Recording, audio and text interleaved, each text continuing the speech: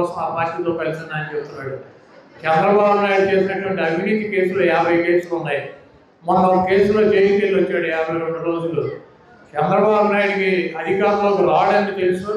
రేపు జగన్మోహన్ రెడ్డి గారు ముఖ్యమంత్రి అయితే ఆయనకి ఇబ్బంది పడకుండా కేసులు పెట్టించుకుని జైలుకి వెళ్లకుండా నరేంద్ర మోడీ గారిని అడ్డం పెట్టుకుని ఈరోజు తిరగాలన్నటువంటి ఉద్దేశంలో రాష్ట్ర ప్రయోజనాన్ని వదిలేసి మతతత్వ పార్టీ అని చెప్పినటువంటి ఆయనే అదే బీజేపీతో కలిసి ఎన్నికలు పెడుతున్నాడంటే అధికారం కోసం ఎన్ని అబద్ధాలైనా చెప్తాడు, అధికారం కోసం ఎన్ని అడ్డదారులైనా దొరుకుతాడు, అధికారం కోసం ఎంతమంది బూట్లైనా నాకేటువంటి పరిస్థితి చంద్రబాబు ఉంటుంది. జగన్మోహన్ రెడ్డి గారు చెప్పినటువంటి ప్రతి మాటని అమలు చేశాను.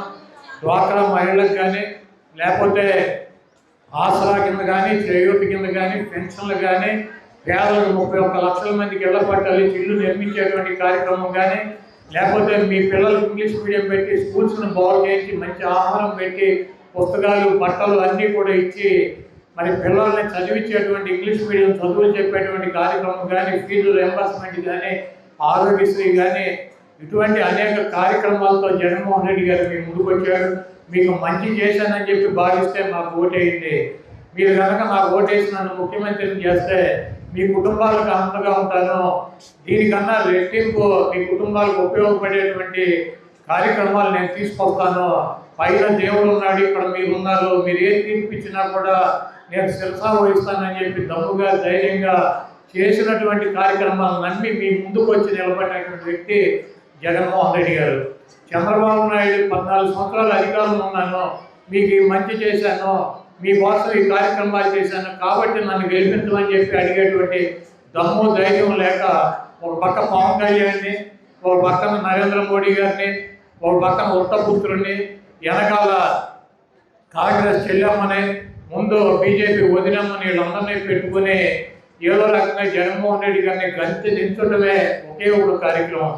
పవన్ కళ్యాణ్ గారిని అడిగితే నీ కోరిక ఏంద్ర బాబు అని దేవుడు ప్రత్యక్షమయ్యి జగన్మోహన్ రెడ్డి గారు తీసుకోవాలని చెప్తాడు. అసలు వేరే కోరిక లేదు ఆయనకి.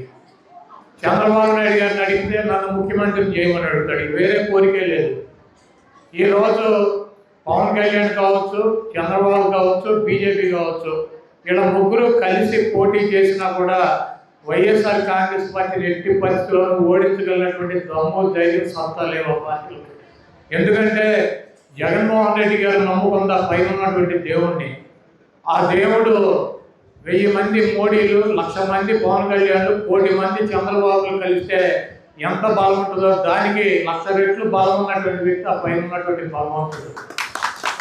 అదేవిధంగా జగన్మోహన్ రెడ్డి గారు నమ్ముకున్న పవన్ కళ్యాణ్ని, పురంధరేశ్వరిని, నరేంద్ర మోడీని లేకపోతే షర్మిలమ్మని కాదు, జగన్మోహన్ రెడ్డి గారు నమ్ముకుంది ఈ రాష్ట్రంలో ఉన్నటువంటి రెక్కాడితే కానీ డొక్కాడినటువంటి నిరుపేదలు, ఎస్సీ, ఎస్టీ, బీసీ, మైనార్టీ, అగ్ర కులాలు ఉన్నటువంటి పేదలకి వాళ్ళకి ఆర్థికంగా వాళ్ళ కుటుంబాలను పైకి తీసుకొచ్చి వాళ్ళకి ఉన్నతమైనటువంటి చదువులు చెప్పించి వాళ్ళకి ఏ ఆరోగ్య సమస్యలు వచ్చినా కూడా ప్రభుత్వం ప్రతి రూపాయి భరించి పేదవాడికి ఒక ఇల్లు నిర్మాణం చేసి ఆ ఇంట్లో ఉండేటువంటి కార్యక్రమాలు చేసి పేదవాడి కోసం, ఎస్సీల కోసం, ఎస్టీల కోసం, బీసీల కోసం, మైనార్టీల కోసం ఈ రాష్ట్రంలో ఉన్నటువంటి 5 కోట్ల మంది జనాభా కోసం జనాభా మద్దతుతో పోటీ చేస్తున్నటువంటి వ్యక్తి జగన్మోహన్ రెడ్డి గారు. ఇన్ని కోట్ల మంది ప్రజాదరణ, ఆ పైన ఉన్నటువంటి భగవంతుడు ఆశీస్సులు, రాజశేఖర రెడ్డి గారి ఆశీస్సులు, డాక్టర్ బిఆర్ అంబేద్కర్ గారి ఆశీస్సులు, ఆఖరికి ఎన్టీ రామారావు ఆశీస్సులు, బాబు జగజ్జీవనరావు ఆశీస్సులు, పూలే గారి ఆశీస్సులు, వీళ్ళు చూపించినటువంటి దారిలో నడుస్తున్నటువంటి జగన్మోహన్ రెడ్డి గారిని ఓడించడం ఈ మోడీ గారికి కానీ, ఈ చంద్రబాబు కానీ, పవన్ కళ్యాణ్ కానీ సాధ్యం కాదు. తూర్పును ఉదయించాల్సినటువంటి సూర్యుడు పడమలు ఉదయిస్తాడేమో నాకు తెలియదు.